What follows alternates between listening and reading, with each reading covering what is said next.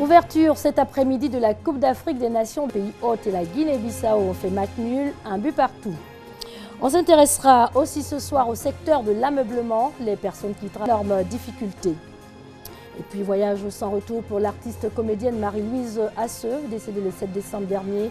Elle a été inhumée à Ferry. Bonsoir, 19h, le journal sur RTI2. Et c'est parti pour la grand-messe après-midi de la Coupe d'Afrique des Nations. La 31e édition se déroule au Gabon jusqu'au 5 février prochain. Pour courtiser Dame Pouvoir, championne en titre, vont s'affronter. Le groupe A était sur la sellette aujourd'hui en match d'ouverture. Le Gabon, pays hôte, affrontait la Guinée-Bissau. Le score de 1 but partout. Le résumé du match avec Sébastien Ouénien de RTI Sport. Le Gabon, Coupe d'Afrique des Nations de football. Malgré quelques actions infructueuses en première mi-temps, il a fallu attendre pour voir le Gabon réagir positivement. Pierre Aubameyang en est l'auteur. Il vient de marquer le premier but, mais les choses se compliquent à la 90e minute. Sur ce centre bien travaillé de la tête, se joue du portier gabonais Ovono. Gabon 1, Guinée-Bissau 1 obtient ainsi son premier point dans l'histoire d'une phase finale de Coupe d'Afrique des Nations de football. Plus complet ce soir, toujours pour le compte de la poule A, le Burkina Faso affronte le Cameroun et demain dimanche 15 janvier, le groupe B entre en piste à Boué à 16h, Tunisie-Sénégal à 19h et le lundi, la Côte d'Ivoire sera elle face au Togo à 16h. Intéressé à présent au secteur de l'ameublement, les personnes qui y travaillent, vous le verrez, sont confrontées à d'énormes difficultés, elles l'ont dit à notre reporter. Eliane, la cinquantaine révolue, est sur ce site réputé pour la confection de meubles. Nous sommes entre les quartiers Bel Air et Complexe. Il y a ma fille qui a payé pour elle ici l'autre jour. En tout cas, ça m'a plu, j'ai vu là. En tout cas, il travaille, fait respecter la maison. Donc moi, un jour, il est venu payer pour moi aussi. C'est très joli. Pour s'offrir un salon, il faut débourser 1 000 francs CFA. L'espace enregistre chaque jour de nombreux clients. Chaque fois quand je dis au travail, quand je passe, je vois la beauté plus près. Voilà, si je peux acheter, je vais acheter. Rien ne se perd dans l'ameublement. Même les vieux salons sont remis. Mais faire ça là combien? Là, on discute le prix si on est d'accord et nous donne l'argent. Nous-mêmes, on refait tout comme les nouveaux. J'ai vu un tissu à Trévis, Makori ou bien à Djamé ou bien Yokouba ici. Moi-même, je vais t'envoyer les tissus pour que, d'accord, nous aussi, on discute. Si on est tombé d'accord, on fait ça.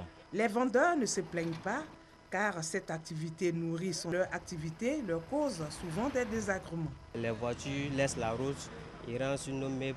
Bon, il y a des fois, ça garde nos meubles. Les ébénistes de la commune de Yopougon sont plus de 1000, un chiffre important, mais le manque de financement constitue quelques-unes de leurs préoccupations. Nous sommes sur le trottoir, mais vraiment, c'est le moyen qui manque. Bel Air, depuis près de 30 ans. Nous sommes là, nous sommes toujours menacés parce que nous occupons l'espace des gens. C'est d'avoir un site puis pour pouvoir exercer notre métier.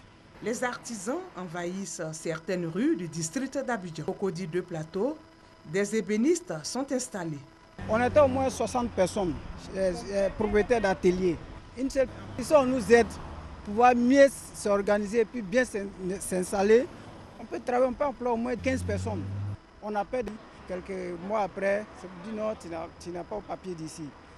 Les ébénistes souhaitent de meilleures conditions de travail, au secteur de l'ameublement en Côte d'Ivoire. À Tékoubé, le conseil municipal a procédé à une régulation. Un sous-quartier de la commune a même été électrifié. Regardez. Tricycle et broyeuse de manioc remis aux femmes à Tékoubé. À travers ces dons, le premier magistrat, Paulin Danho, veut aider les femmes à sortir de la précarité, tout en les établissements de la commune n'ont pas été oubliés. Ils ont été équipés avec plus de 500 tables bancs. Le banditisme est responsable de la commune. Pour ce faire, une partie du village d'Agban, jusque-là plongé dans le noir, bénéficie de poteaux et tensions et saluée par le chef du village. Pour la qualité de vie de nos concitoyens, nous avons mis sous tension le réseau électrique pour favoriser plus de sentiments de sécurité. Et l'école pour nous, c'est la rampe de lancement social pour les enfants d'Atekoubé. Cultiver l'excellence. Et pour ce faire, nous avons aussi remis des tables bancs, des livres, pour faire des bibliothèques scolaires partout.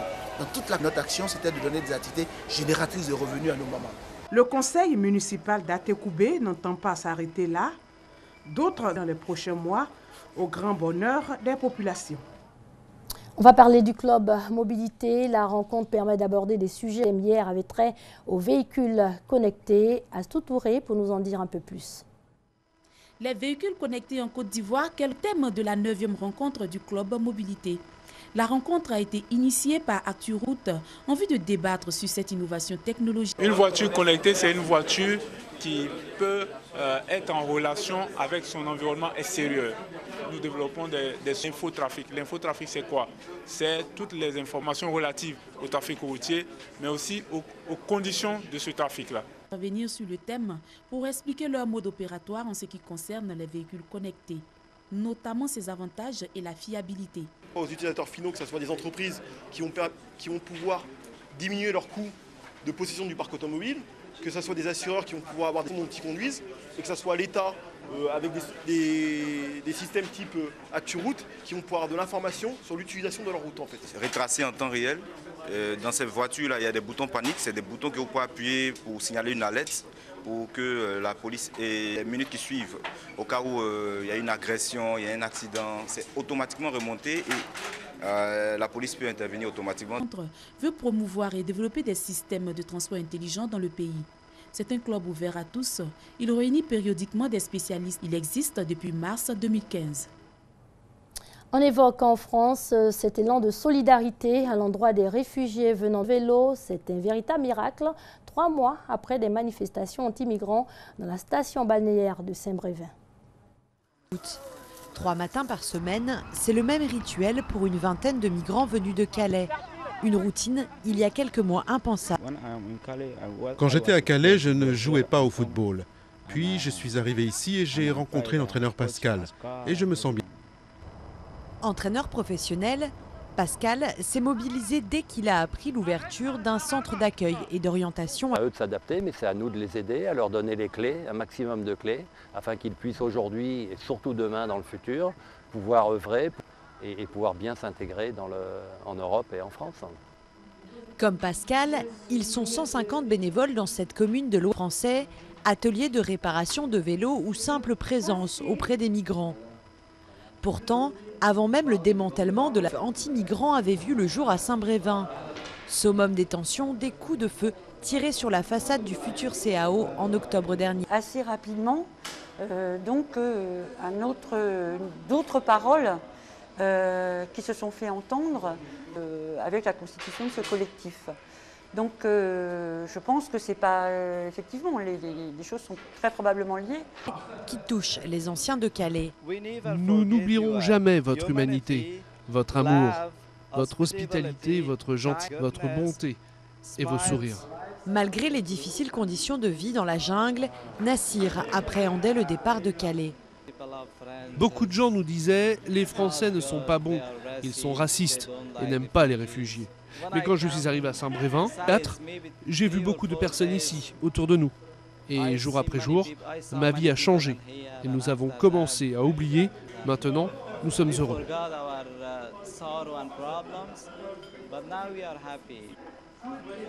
Comme la plupart, Nassir a déposé une demande d'asile et attend la suite des démarches. Depuis son arrivée à Saint-Brévin, le jeune Afghan a abandonné son avenir. Il l'imagine désormais en France. 24 heures pour vibrer au son de la musique reggae, c'est le spectacle pour la 4e édition du Festival des 24 heures d'Abidjan. Les organisateurs ont joint l'utile à l'agréable dès la trique.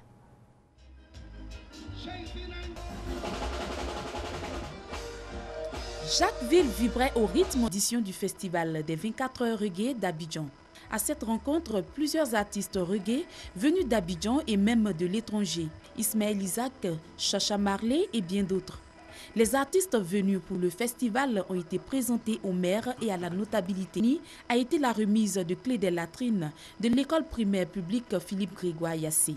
Ces toilettes entièrement rénovées par l'ONG Souffrance des élèves qui depuis plus d'1 an se soulagent dans la nature du fait de la dégradation des latrines. Toujours en marge de ce fait à la remise de cadeaux à plus de 1500 enfants issus du département du Jacquesville. De nombreux stands et un concert géant ont permis. On termine cette édition par une note triste. La séparation a eu lieu dans son village, à Aféry, au sud d'Abidjan. L'artiste est inhumé aujourd'hui.